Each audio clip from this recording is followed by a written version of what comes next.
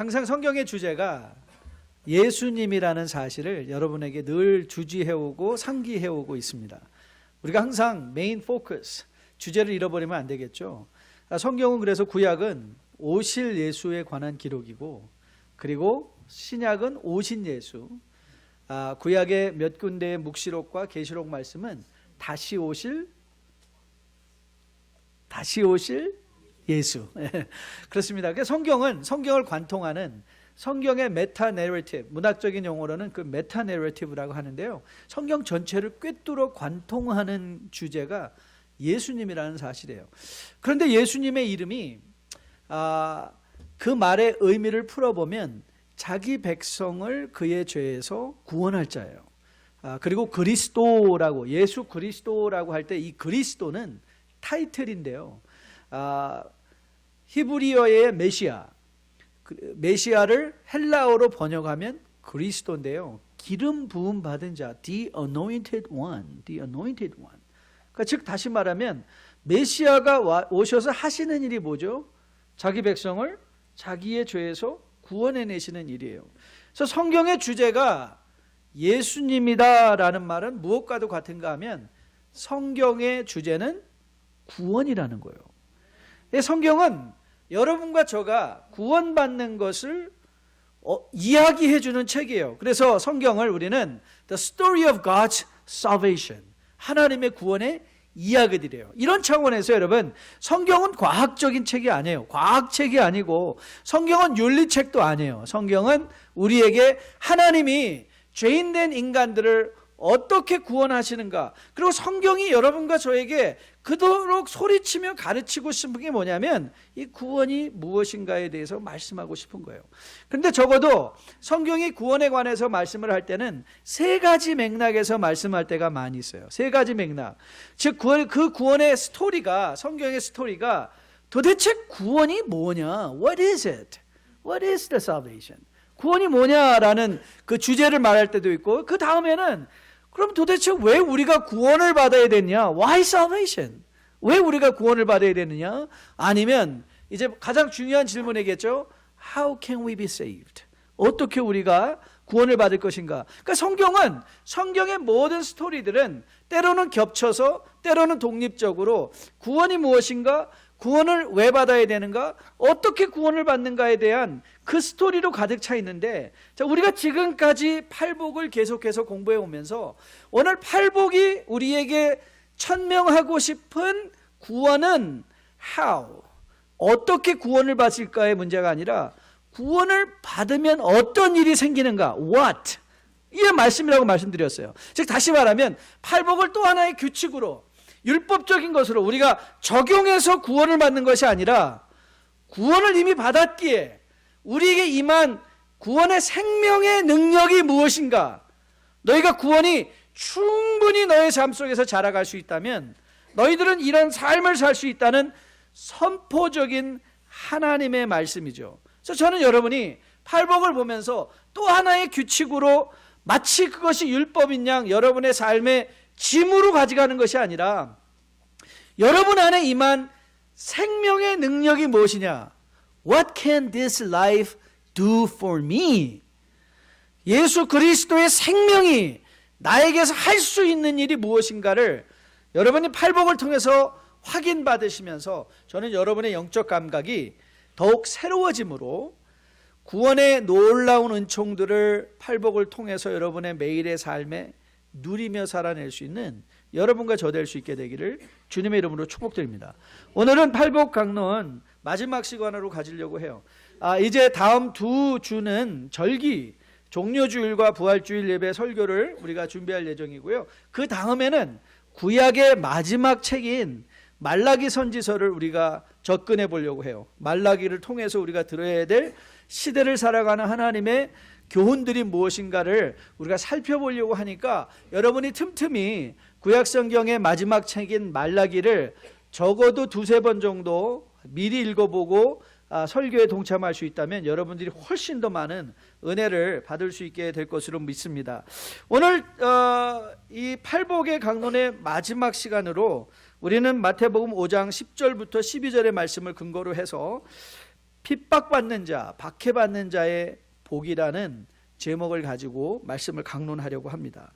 라저 크레그라는 사람, 여러분에게 가끔 소개해 드리는데요, 이 라저 크레그라는 사람이 인간 본성에 관한 10가지 철학적 성찰이라는 제목에서 17세기의 철학의 거장이었던 데이빗 휴미라는 철학자의 말을 소개하면서 인간 본성을 이렇게 설명을 했어요. 휴미 이렇게 말했습니다. 나의 손가락의 상처보다 전 세계의 파멸을 선호하는 것은 이성에 위배되지 않는다. 즉 인간은요, 세상이 파멸되면 파멸됐지 내 손가락으로 말미암아 고통받는 건 싫다는 거예요. 그게 인간의 본성이에요. 인간의 본성. 저는 이 말이 정말 한 줄로 우리의 본성을 너무 잘 설명하고 있는 말이라고 생각해 보았습니다. 그렇습니다. 여러분과 저 우리 모두는요, 본성적으로 이 고난이나 고통이나 아픔을 싫어하는 존재들이에요. We don't want to get pains. We don't want to suffer. 우리는 고통받고 싶지 않아요. 우리는 핍박받고 싶지 않아요. 그런데 오늘 본문은 뭐라 말하고 있죠? 핍박받는 자, 박해받는 자가 복이 있다는 거예요. 참 힘들죠? 주님이 선포하신 지금까지의 팔복의 모든 말씀은 우리가 그리스도의 생명으로 거듭나면 우리는 세상과 거슬리는 삶을 살아야 된다는 거예요. 그러니까 우리는 인간의 본성과도 거슬려요. 우리 인간의 본성은 고통을 받기 싫어하는데 오늘 주님은 선포하세요. 핍박받는 것, 고통받는 것, 그것이 복이 있다는 거예요. 그래서 우리는 이것을 위해서 깊이 묵상을 해야 돼요. 그런데 여러분 오늘 본문을 보면 주님께서 박해받는, 핍박받는 그 경우의 조건을 걸어두셨죠. 그렇죠? 의로 인하여, 그렇죠?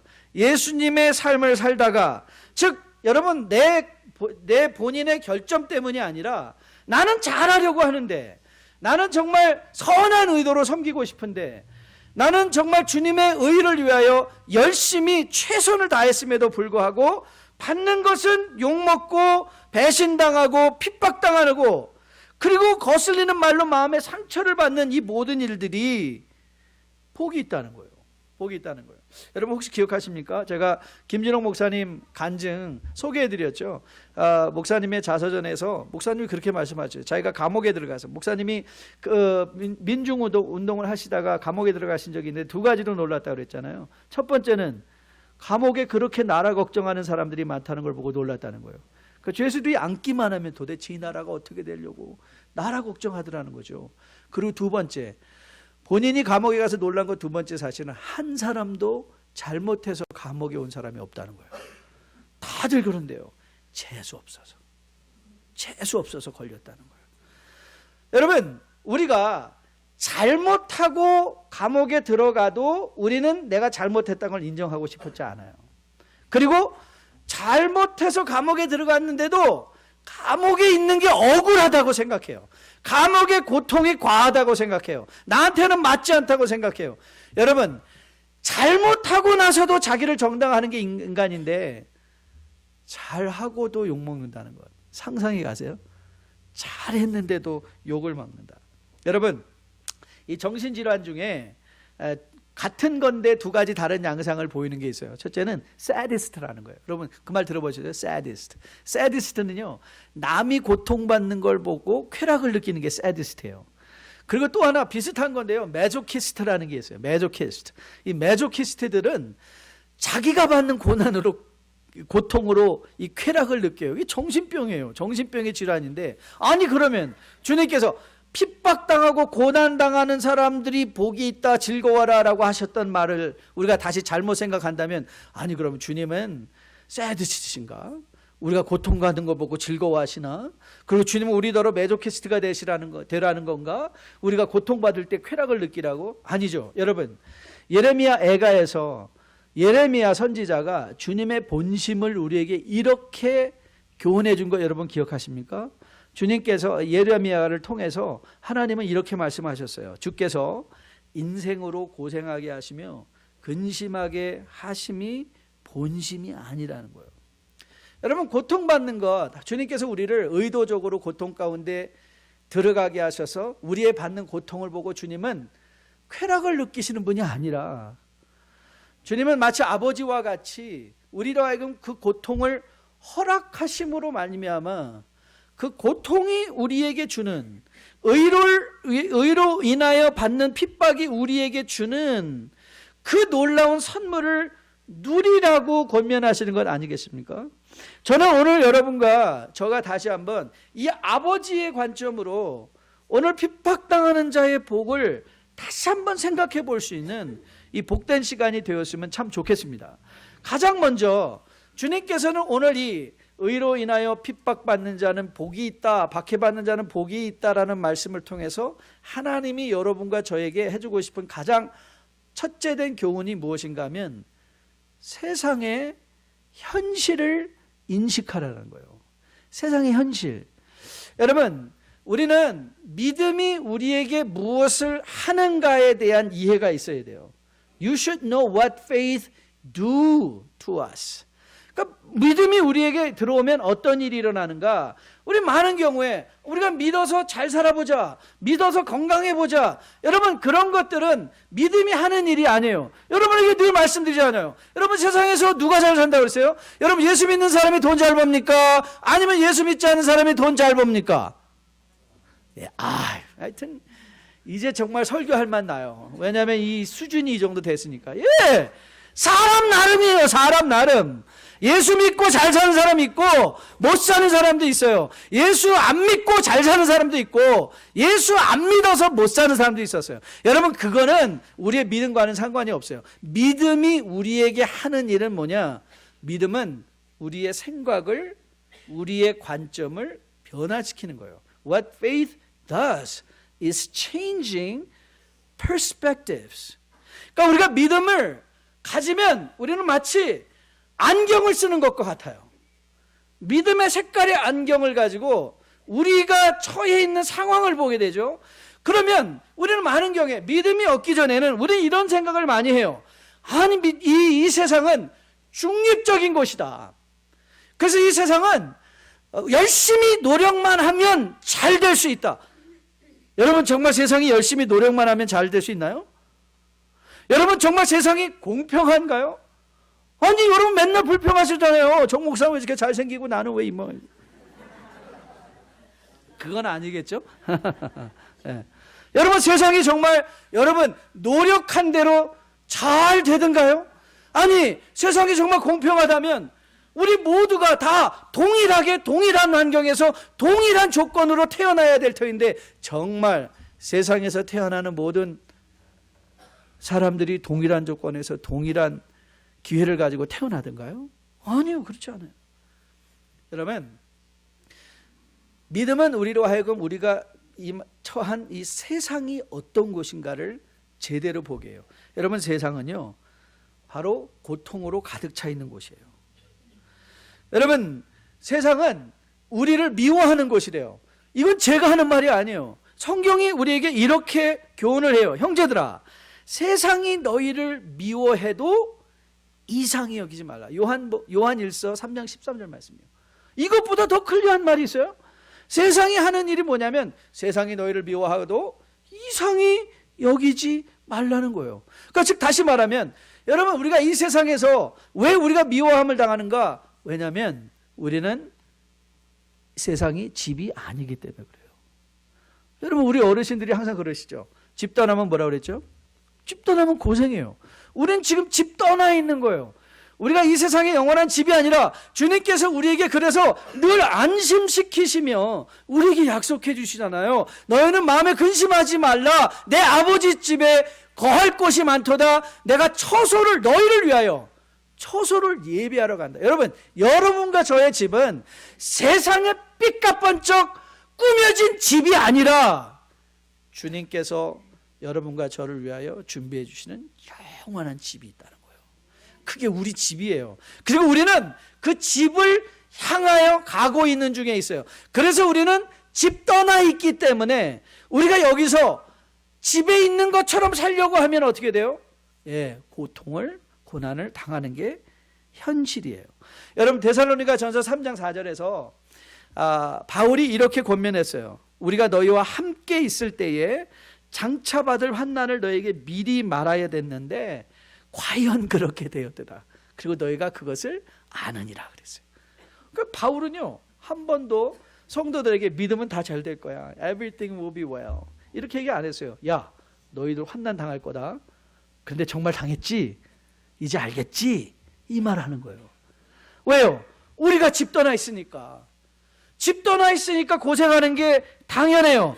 그런데 여기서 다시 한번 여러분들의 주의를 환기시키려고 해요. 집 떠나서 고생할 때 우리가 성도의 천국의 삶을 오늘 살아갈 때 고생을 해요. 그러니까 예를 들면 이런 경우가 있었어요. 어느 교회에 이 종의 새벽, 한국에 요즘은 안 그러지만 한국에 새벽 4시면 새벽 종 치는 분들이 있었잖아요. 그걸 사명으로 종을 치시는 분이 계셨는데 계속 민원이 들어오는 거예요. 저는 왜 종 좀 제발 중단하게 해달라고. 그래서 알고 봤더니 그 주변에 새벽 2시에 퇴근해서 잠자는 사람이 있어요. 그래서 새벽 2시에 퇴근해가지고 잠이 들만하면 종이 울리는 거예요.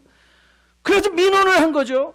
그래서 민원이 들어와서 교회시에서 연락이 왔을 때 이 집사님이 갑자기 금식 기도를 하는 거예요. 주여, 내가 이 핍박을 잘 견디게 도와주세요. 여러분 그거 핍박 아니에요. 당연히 종치는 걸 멈춰야죠. 이웃을 배려하기 위해서.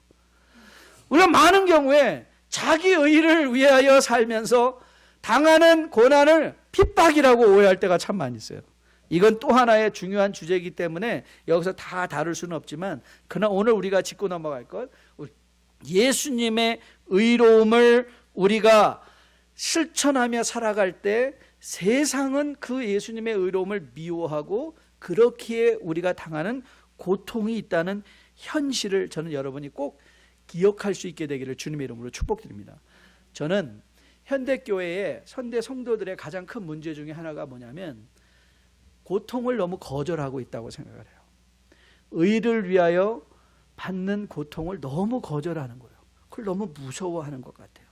우리는 축복을 단지 세상에서 고생 없이 살아가는 것으로 정의할 때가 참 많이 있어요.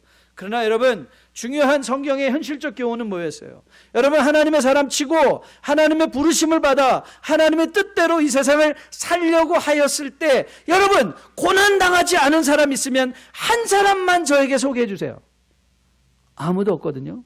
성경을 아무리 읽어봐도 하나님의 부르심을 받은 그 순간부터 이 세상에 하나님의 사람으로 살아가기 시작할 때 당연히 세상은 성도를 미워하는 곳이기에 당하는 고통과 고난이 있어요. 그거를 두려워하지 말아야 돼요. 여러분, 이것이 성도에게 주어진 현실이라면, 우리가 믿음의 눈을 보면 우리가 고난이 우리에게 하나님의 뜻대로 하나님의 의를 우리가 추구하며 살아가기 때문에 당하는 혹시 고통이 있으면 그 고통 가운데 우리는 생각할 수 있죠. 이건 내가 지금 당면이 집 떠나 당하는 고생이구나. 그래서 어떻게 해요? 실망하지 않아요. 저는 많은 경우에 많은 성도님들이 이 올바르게 살아보려고 노력했다가 세상으로 받는 미워함 때문에 가출하는 분들을 많이 봤어요. 가출해요. 그래서 가출하면요, 그 비극이 뭐냐면 가출한 만큼 비극이에요. 가출한 만큼 성장이 멈춰버려요. 가출한 만큼. 그래서 이 가나안 현상이, 안나가 현상 아시죠? 이 가나안 현상이 아주 심각한 거예요. 그것이 자기들에게 얼마나 해가 된다는 것을 잘 몰라요. 저는 오늘도 여러분과 저가 이 고통에 대한 온전한, 핍박에 대한 온전한 안경을 썼기 때문에 여러분이 핍박, 의를 실천하다 당면하는 핍박의 현장 속에서도 저는 오히려 그것이 여러분들이 하나님의 사랑을 의심하거나 혹은 하나님의 사랑에 대해서 거절당한 거절감으로 분노하며 하나님을 떠나버리는, 교회를 떠나버리는 그런 어리석음이 아니라, 오히려 그것을 성도의 성도됨의 확증으로 삼고 오히려 더 주님 앞에 가까이 나아갈 수 있는 여러분과 저 될 수 있게 되기를 주님의 이름으로 축복드립니다. 그리고 여러분, 혹시 하나님의 의를 실천하다가 핍박당하는 중에 있습니까? 하나님의 의대로 하나님의 백성대로 살다가 가난해지셨습니까? 여러분, 주눅 들지 마십시오. 하나님은 그래도 그 가운데 여러분과 함께 계세요. 그리고 하나님은 여러분의 그 핍박에 대하여 의연하게, 오히려 기쁘게, 감사하게 하는 그 믿음을 귀하게 여기시고 그것에 상 주실 하나님인 것으로 믿습니다. 예레미야가 이렇게 고백했어요. 내 고초와 재난 곧 쑥과 담즙을 기억하소서. 이 19절은요, 예레미야가 처한 형편이에요. 그는 백성들을 위해서 정말 하나님의 말씀을 전하고 하나님의 뜻으로 그들을 세우고 돌이키려고 노력했어요. 그러나 그에게 돌아온 건 무엇이었나요? 네, 핍박이었어요. 감옥에 갇히고 백성들은 그를 조소하고 그를 때려서 그에게 가능하면 그를 해하려고 노력을 했어요. 바로 오늘 이 19절의 상황이 예레미야가 의로운 하나님의 일을 전하다가, 하나님의 말씀을 전하다가 당면한 현실이에요. 20절에 그가 이렇게 고백합니다. 내 마음에 그것을 기억하고 내가 낙심이 되온. 맞아요. 예레미야도 낙심했어요. 그런데 그가 낙심해서 멈추지 않아요. 낙심해서 멈추지 않고 그가 21절에 이렇게 고백합니다. 같이 읽습니다.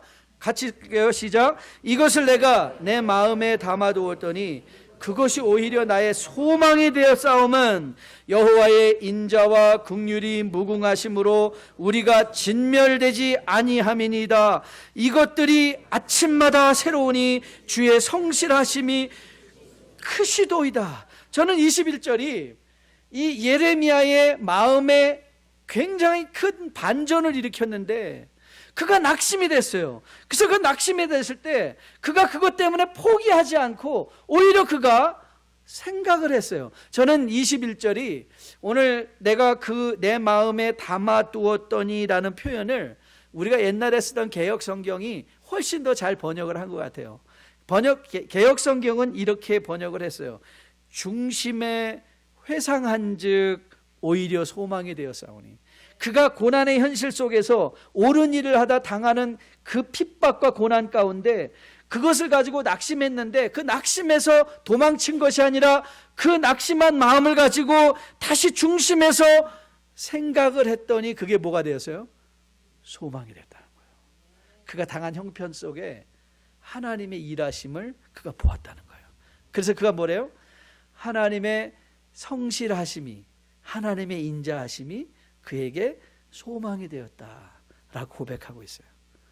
저는 여러분과 저가 이 예레미야의 고백에 우리의 말로 동참할 수 있는 여러분과 저 될 수 있게 되기를 주님의 이름으로 축복드립니다. 여러분, 핍박당하고 여러분이 의롭게 살려고 노력함에도 불구하고 그것에 대한 정당한 대가가 주어지기는커녕 배신과 비난과 모욕의 현실 속에 들어가 있다면 그때 뭐 하세요?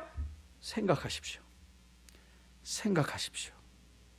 그리고 여러분의 지금까지 하나님께서 결단코 믿는 자들을 멸리하지 아니하시고 고백하는 자, 회개하는 자를 살리시며 그들을 가까이 하시는, 본심으로 우리의 고통받는 것을 즐거워하지 아니하시고 오히려 아파하시는 그 하나님의 마음을 기억하시면서 저는 그 하나님이 여러분에게 소망이 되어 그 핍박의 현실 속에서도 온전히 견딜 수 있는 여러분과 저 될 수 있게 되기를 주님의 이름으로 축복드립니다. 그리고 오히려 그 핍박 가운데 축복을 찾아내고 볼 수 있는 여러분 되시기를 주님의 이름으로 축복드립니다. 빅터 프랭클이라는 사람은 아주 우리에게 유명한 심리학계의 중요한 학자 중에 한 분인데요. 이번엔 아우슈비츠 그 나치의 혹독한 학대를 견뎌 살아나온 분이에요. 그분이 그 경험을 근거로 해서 공부를 하시면서 발견한 사실이 뭐냐면 이 세상에서 긍정적인 사람이 핍박 속에 살아남은 것이 아니라 삶의 의미를 발견한 사람이 핍박을 온전히 견뎌낸다고 발견했어요.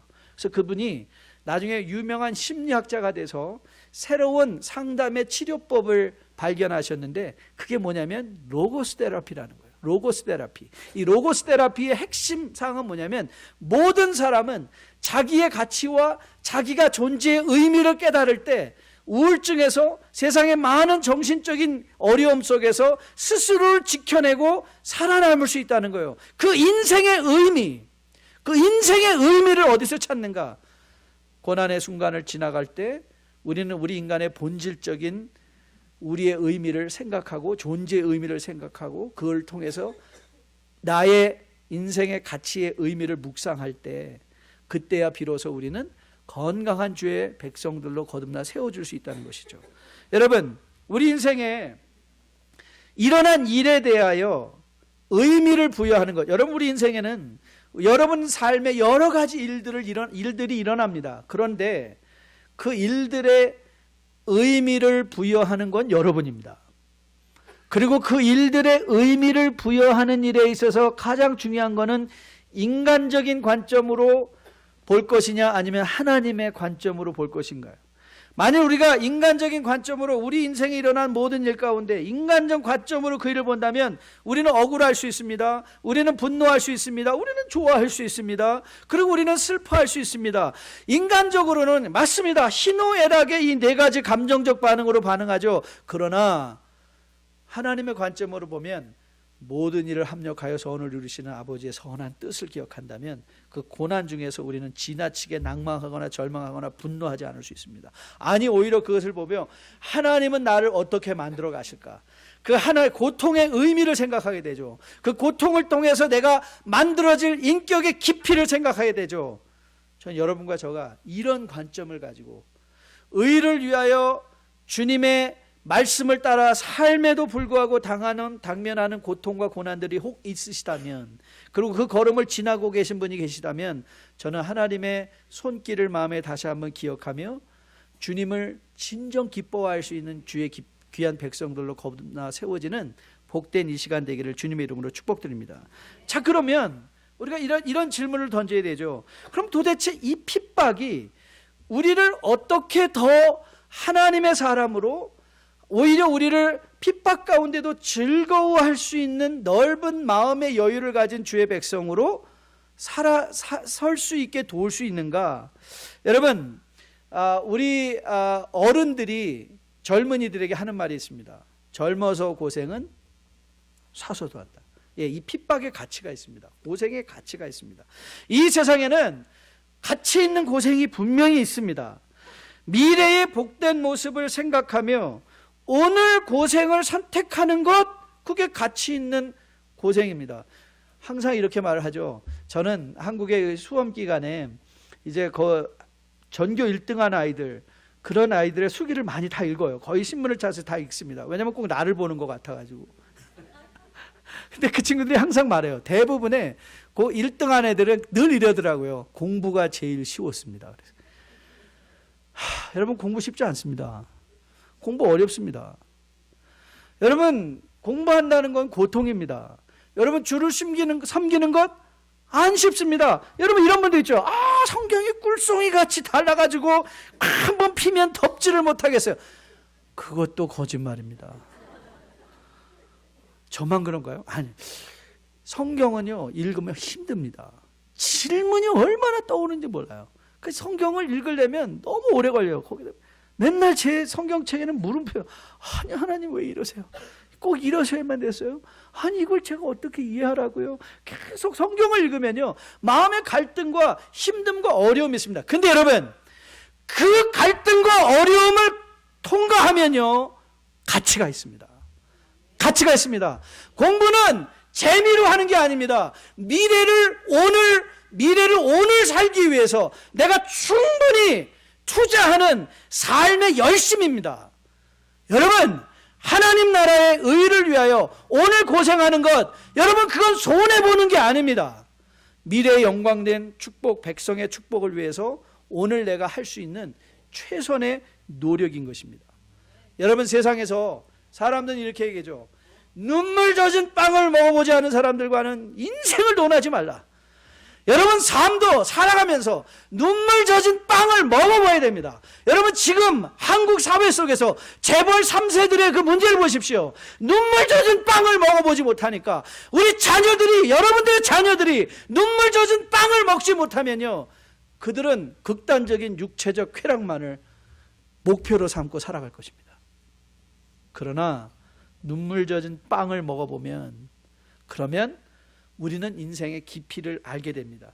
그렇기에 여러분과 저는 신앙의 눈물 젖은 빵을 먹을 시도를 하셔야 됩니다. 그 시도하셔야 돼요. 여러분 가만히 앉아 있으면 안 됩니다. 여러분의 손으로 고생하게 해야 돼요. 의로 인하여 여러분 세상에서도 여러분 담대하게 믿음으로 사셔야 돼요. 믿음으로 사셔야 돼요. 그리고 세상에 대해서도 내가 믿음으로 산다는 걸 부끄럽지 않게 여기셔야 돼요. 그래서 혹 당하는 고난이 있다면 그 고난은 나를 예수 그리스도의 장성한 분량이 충만한 데까지 자라가 아버지의 마음으로 세상을 볼 수 있게 하는 하나님의 축복의 통로임을 기억하며 오히려 기뻐하는 주의 백성으로 거듭나 세워져야 돼요. 핍박의 또 하나 기능은 바로 우리의 신앙을 시험하는 테스트예요. 여러분 한국에서 과학 시간에 리트머스 시험지 갖고 실험해 보신 분들 많이 있죠. 그거 너무 재밌어요. 이 산기와 알칼리를 구분하는데 그 분홍색 수치입을 탁 빼가지고 탁 비면 그 액체의 그 성분에 따라서 보라색으로 쫙 바뀌어요. 그래서 그거 2개 또 한 번 더 한다고 혼나가지고 선생님들한테 맞고 막 그런 적 있어요. 싹 뺐다 빼면 샥 보이잖아요. 근데 여러분 하나님께서 우리에게 핍박을 허락하신 이유는요, 그것이 우리의 신앙의 리트머스 시험지예요. 토마스 왓슨이라는 설교가 이렇게 말했어요. 가짜 신자는 감람산까지는 주님과 함께 갈 수 있으나 갈보리 언덕까지는 갈 수 없다 그랬어요. 와우, so true. 여러분 가짜 신자는요 감람산까지는 가요. 여러분 이제 주님의 마지막 행적을 보면 제자들이 함께 주님과 찬양하며 감람산으로 나갔어요. 그런데 주님이 갈보리로 갈 때는 어떻게 됐어요? 다 도망쳐버리고 말았어요. 성령이 임하셔서 그들의 새로운 삶이 임했을 때야 비로소 그들은 기꺼이 갈보리 언덕까지 갈 수 있게 되었어요. 여러분 우리 신앙은 마찬가지예요. 여러분 핍박이 여러분에게 하는 일은요, 여러분에게 여러분 안에 있는 믿음의 진실성을 확증시켜주는 일이에요. 여러분 욥에게 일어난 일 여러분 기억하실 거예요. 욥이 이 욥 1장에서 사단이 하나님께 이렇게 말했어요. 하나님이 욥에게 저렇게 좋은 걸 많이 주시니까 자녀의 축복 주셨지, 물질 축복 주셨지, 그러니까 주님을 찬양하죠. 만약 하나님께서 그 모든 걸 걷어가시면 욥은 그날로 하나님께 불평하고 원망하고 하나님을 떠날 것입니다. 그러자 하나님께서 놀랍게도 그래? 해봐 그랬어요. 다 걷어가봐. 다 걷어간 후에 욥이 이렇게 고백했습니다. 한번 들어보실래요? 이르되 내가 모태에서 알몸으로 나와 싸운즉 또한 알몸이 그리로 돌아가올지라. 주신 이도 여호와시오 거두신 이도 여호와시니 여호와의 이름이 찬송을 받으실지니이다. 바로 이 핍박의 현장에서 그 순간에 욥이 알곡이었다는 게 드러나는 거예요. 욥의 믿음이 알곡이었어요. 여러분 여러분의 믿음을 알고 싶지 않은가요? Is my faith true? 그건요 핍박을 통과해 보면 알아요. 핍박을 통과해 보면 알아요. 우리는 핍박을 통하여 진정한 신앙의 진정성이 드러날 수 있고요. 그래서 우리는 감사할 수 있어요. 그 힘들고 어려운 상황 속에서 원망하고 불평하고 시기하고 질투하고 낭망하고 그래서 가출하는 게 아니라 오히려 그 가운데 굳건히 두 발을 내리고 서서 하나님, Thank you God, I am genuine. 내가 진실되군요. 하나님 감사합니다. 그래서 오히려 인생의 핍박들이 내 안에 있는 믿음의 가치를 보게 하고요. 그래서 우리는 오히려 그 믿음으로 즐거워할 수 있는 복된 주의 자리에 들어설 수 있게 되는 것이죠. 저는 여러분에게 이런 핍박을 기꺼이 선택하여 여러분의 믿음을 확증받음으로 그래서 주 안에서 주님과 함께 기뻐하고 즐거워할 수 있는 여러분과 저 될 수 있게 되기를 주님의 이름으로 축복드립니다. 여러분 마태복음 5장 3절에 팔복은 이렇게 시작을 했습니다. 심령이 가난한 자는 복이 있나니 무엇이 그들의 것이었죠? 천국이 그들의 것이었어요. 오늘 팔복의 마지막 8번째, 의를 위하여 박해받는 자에게는 복이 있나니 무엇이 그들의 것? 천국이 그들의 것이죠. 그래서 이 천국이 이제 처음에도 팔복의 첫 번째도 천국이 복이고, 그리고 팔복의 마지막도 천국이 복이 되었어요. 그러니까 이 천국이 궁극적으로 그러면 그 애통하는 자나 온유한 자나 의에 줄이고 목마른 자나 마음이 긍휼한 자나 청결한 자나 이 모든 것이 다 합하여서 결국은 우리가 무엇을 어디에 사는 삶인 것을 확인시켜 준다는 거예요. 우리가 천국에 있는 삶을 사는 것을 확인시켜 주는 거예요. 근데 여러분, 우리가 한국 교회 안에서 만연된 오해 중에 하나가 뭐냐면 이 천국의 의미를 잘못 이해하는 거예요. 반쪽으로 이해하는 거예요. 천국을 어떻게 이해하는가 하면 미래에 죽어서 가는 곳으로 생각할 때가 많이 있어요. 그러니까는 항상 천국은 미래적인 사건이에요. 그래서 저희 교회에서는 장례 예배를 할 때 천국 환송 예배라는 말을 쓰지 않습니다. 천국은 죽어서 가는 곳이 아니라 천국은 지금 사는 곳이기 때문에 그러거든요. 천국은 맞아요. 미래에 우리가 죽어서 가는 곳이기도 하지만 천국의 진정한 의미는 하나님과 우리의 관계가 회복되어져서 하나님의 임재 가운데 살아가는 그 어디나 할 것 없이 모두 다 하나님 나라 천국이죠. 그러니까 오늘 우리가 천국을 사는 거예요. 오늘 우리가 천국을 살아가요. 관계적으로. 여러분, 그렇기에 사실 우리는 부러울 게 없는 사람이에요. 세상에 있는 것으로 왜 우리가 부러워하지 않아도 되는가 하면 우리는 이미 하나님의 임재 가운데 천국을 살아가는 사람들이기에 그래서 우리가 세상을 부러워하지 않는 것이죠. 많은 경우에 영어 단어에 비슷한데 굉장히 다른 의미의 단어 두 가지가 있어요. 그게 뭐냐면 하나는 reward라는 것이고요. 보상이라는 것이고요. 또 하나는 incentive, 장려라는 뜻의 incentive라는 게 있어요. 이게 한국말로 번역하면 이상해지는데요. 우리가 영어권에 있으니까 이거 너무 분명해요. 제가 이렇게 설명해 드릴게요.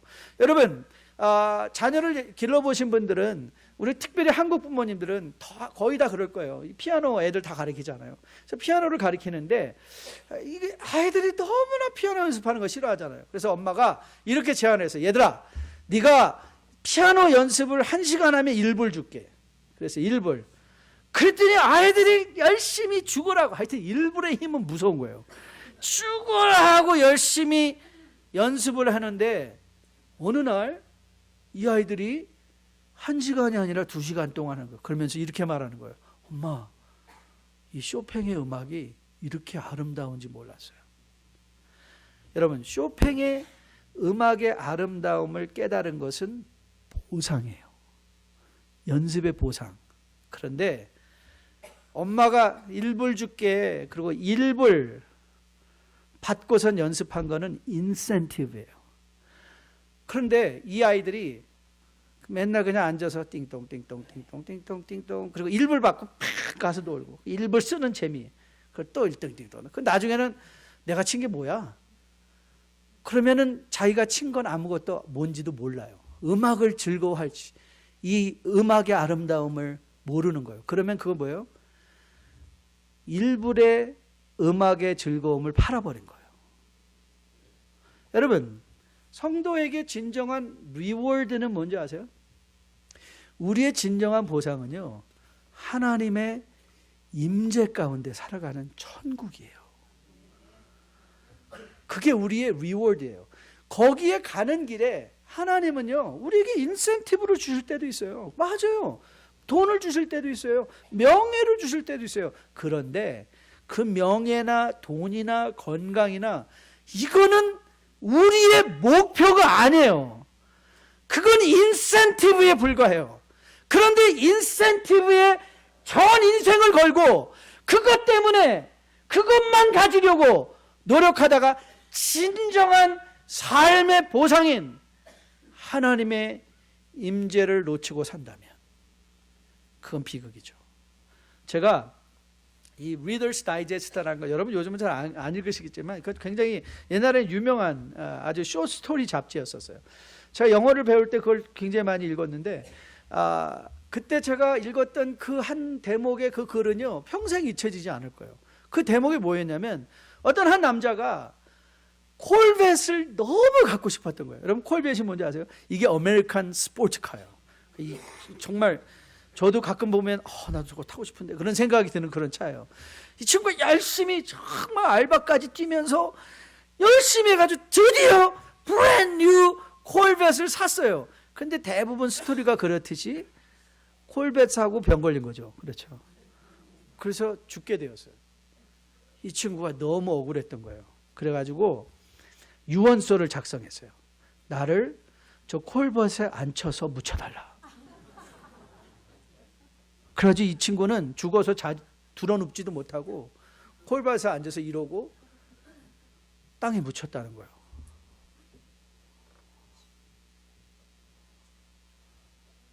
여러분, 콜벳에 운전대 잡고 앉아서 땅에 묻히면 좋습니까? 그건 삶의 인센티브에 불과한 거예요. 그건 삶의 인센티브예요. 삶의 진정한 보상은 하나님의 임재 가운데 오늘 천국을 살아내는 거예요. 그래서 의를 위하여 받는 핍박이 우리를 힘들게 하지 않고 오히려 즐겁게 하는 거예요. 우리를 감사하게 할 수 있어요. 우리로 하여금 오늘을 견뎌내고 버틸 힘을, 소망을 우리에게 주는 것이죠.